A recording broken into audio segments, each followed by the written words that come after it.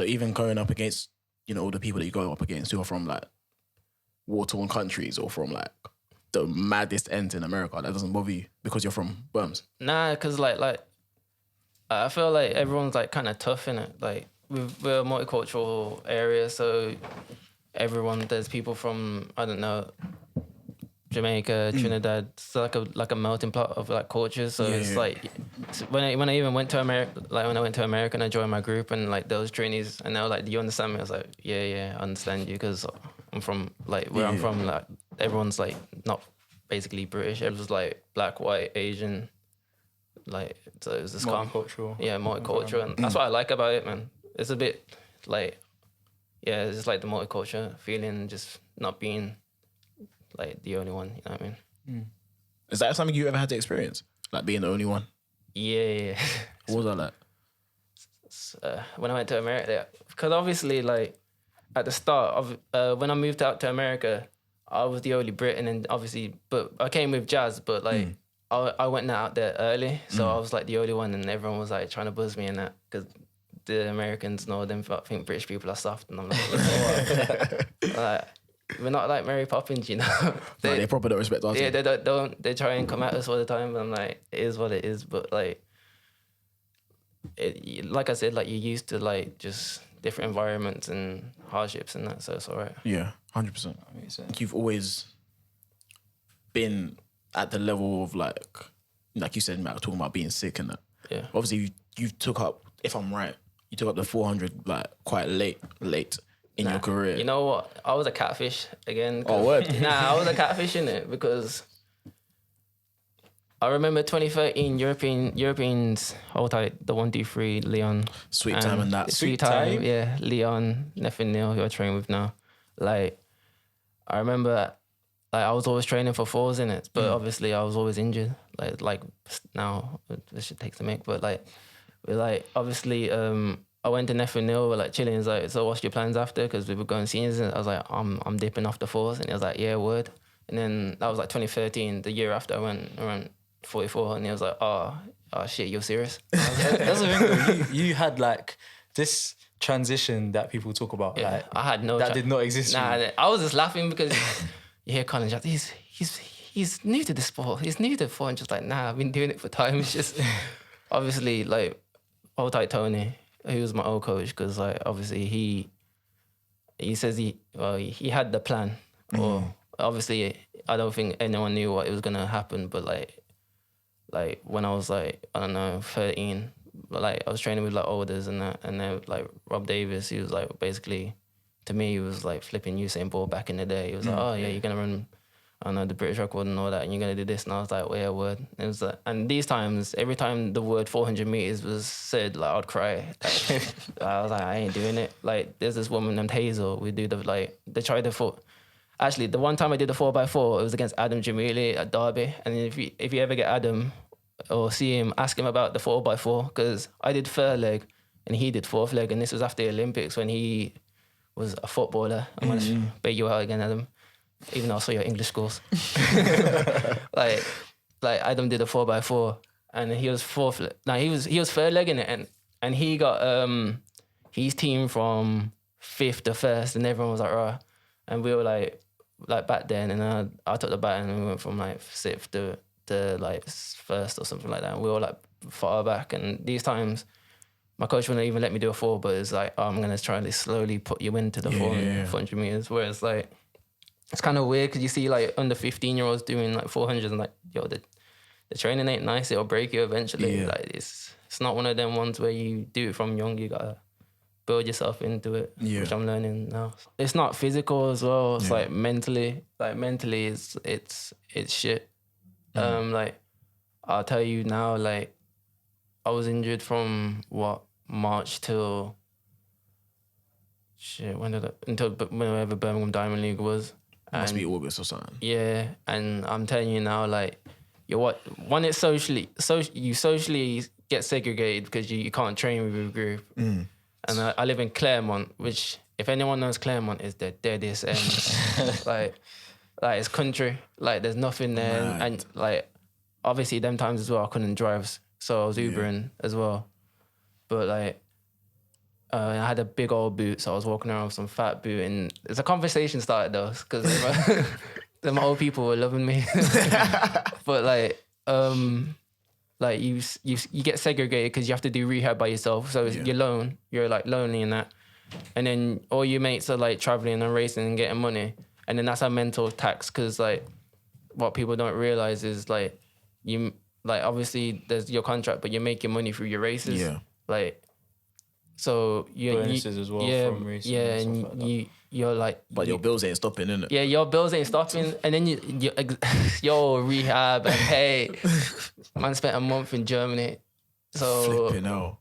that my That's the thing. We don't understand. Being injured is expensive. yo being injured, to get out of that injury, bro. And it was even like a hamstrings calm. I had an Achilles, and bro. I tore my Achilles, so I was like. From time, so as soon as I did it, they're like, yeah, that's the worst one still. That's probably occurring. And then I was like, oh yeah. And yet you came back. Now I started looking at Job Finder and that. That's like, Indeed and them thing. Flipping hell. Well, I was like, nah, but like, yo, like mentally, this sport is tough, man. Like, and that's where I was like, again, coming back from like Wolverhampton and like Birmingham and that, like, like, I think. Like growing up in them areas and like everyone there is like quirky and got like a little character and it's like tough. Like you train with or you know like people like Carl. Like you talk slow but you can tell like he's a tough guy and there's like every running ain't gonna get to man. They can't get to man. You're not gonna get to them. Like there's like everyone's got like some tough resilience there and like but yeah mentally this sport is like fucked because you're out your bag and you know that like in the back of your mind no matter what how good you are like you're always like one way from injury and it's one step away every time. But it seems like it's taught you a lot of patience. Like the way I see you like in your career so far it's like you're not a man that's like everywhere but when you're about something's gonna go down and it's been like that from 2014 like and I remember that 4x4 it was so mad because like everyone was like okay well England or nowhere, like man don't really know what's gonna happen. Then you got the baton, everyone went nuts. Everyone was like, oh my god, he's gonna Yeah. But these times you want him in what 20? I was 19. Yeah, the shades and glasses, the shades. That was your bag. yo, shades and socks. Them days they're gone now. I'm saying, I'm like, okay, you got to rebrand, man. Yeah, man. You got to rebrand. I got older in it. You know like that. Still. But yeah, like that's you coming out fresh out of juniors, going to do a mad thing. So it's like whenever you step out, something happens. Yeah. Do you feel like that rapid progression has affected you in any way? Nah, you know what? I think for me, like I said, one of the biggest things for me was injury so for instance, 2014, I was healthy. And then 2015, I had 3 stress fractures. Like, and I only ran twice, but then I ran 4. This is why, like, I'm always calm with like as bad as it sounds. I'm calm with injuries because like, so I was healthy. First year in 400 meters, went 44.7. I was like, all right, cool. What's it? Calm. It's like I quit my job. I was like, I'm getting paid. It's all right. Then 2015, got humbled because I had the 3 stress fractures, and then I missed that whole year in Beijing, and then. Obviously, that track was the magic carpet. So I saw everyone run quick, and I remember that chance because I was in like a dark room at my nan's eating fried chicken. Like, yo, why always me and my granddad? This is funny because I know Kyle would say this. Yeah. You man are the same. Like, That's hilarious. Something in that Wolverhampton water. And my granddad was like, yo. Basically, he told me to toughen the fuck up, like in the most humbling way. RIP him. But and then like so then I got injured again in 2016. Like, bearing in mind that, so 2016 is probably my best year, and that was the worst year of my life as well because, and I was calm with it because at the time, my coach was basically like, yeah, all I care about is getting you to the line, and then when you get to the line, you're good. Because even 2013. I ripped my hamstring 3 times and I still came third at European Juniors. Like, and he was like, you know what? You can get injured. It's fine. It's fine. So when it comes to but this is what I'm saying. Yeah, all I care about is you being there. As long as you're on the line, it's a shot. And then, obviously, Okay, so I started running in 20. So I had the 3 stress fractures. Started running again in December. I was like, yeah, I'm back. I made my coach have a panic attack as well because the first session, I think we had like 300 or something like that. And I went to, because I was like, I want to see how fit I am. And Hotai Kumi, FA, and Christian Byron, my old training partners, I looked them dead in the eyes. I'm like, whatever happens at 200, whatever happens, don't go with me. So I was like, he's one of them guys. I am them ones. I'm there. CJ, come to the show. Come through the show. I'm there, like, yo, I know, like, he's like, okay. And you know them ones where when they say don't go with me, so it's like, this is dickhead on the road. So like, basically, I blasted it to like 200, and bearing in mind, like, I didn't run for like how many months. And I saw, like, obviously I got a bit of lactic, so I saw in the corner of my eye, my coach looked like he was about to have like a panic attack and was crying. I was like, slow the fuck down. I got like lactic and I didn't give 2 shits. And then basically when I crossed the line, I saw him walk off, started punching the walls. Like, he just came back from a fucking injury. He's trying to fucking hurt himself again. Trying to kill man, bro. What you think? But yo, it happens to this day. Yo, my coach now must have the patience of a saint with me. But like, and then like, these times as well, I was at university, so them times there, I had deadlines. Of course, yeah. And like, I had like a mad deadline, and I didn't sleep, and then I had broken runs the day after. So I handed in at 6 o'clock in the morning, and then So I didn't go uni. Yeah, them ones. That's why, because 6 o'clock. That's why you didn't go uni. Bro, Nah. I would have been in sleep, bro. Nah, you know what? Nah, uni was long, man. Yeah, no, like, it was long still. It was actually long. Then like, so I handed in, went to bed at 7, had training at 12. Oh, you went back to sleep? Yeah. Oh, you're a good youth, fam. Nah, because I knew what my session was the day after, so I was like, so I had like, them times there, it was we called it Mad March, innit?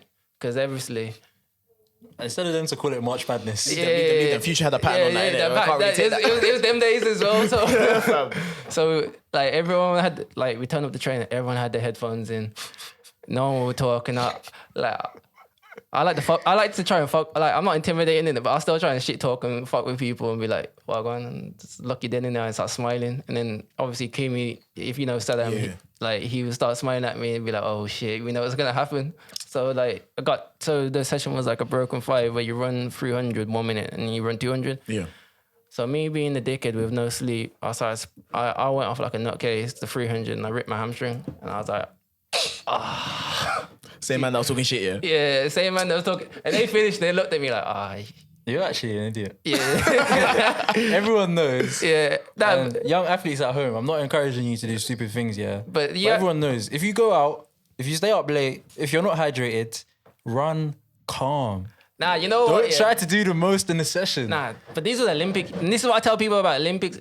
Now, that's what I tell people now in it, because obviously Olympic year. Anything goes. Yeah, you're not all there because like Europeans calm, world's calm. Olympic year, you're on crack. Like, Man, am I throwing everything at the wall, see what sticks, fam. And like anything goes at Olympic year because it comes around 4 years.